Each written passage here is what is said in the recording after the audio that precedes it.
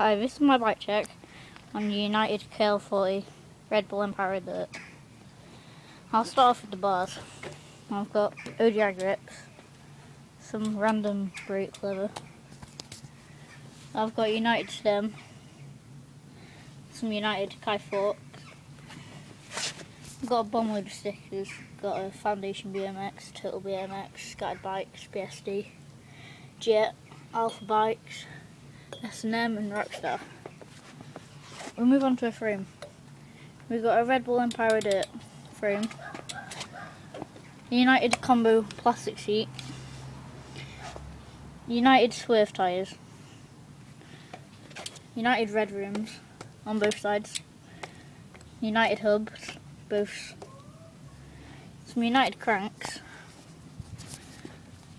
and some random United pedals. We got a United sprocket and another United pedal. Just subscribe to my channel, please. That's about it. Thank you for watching.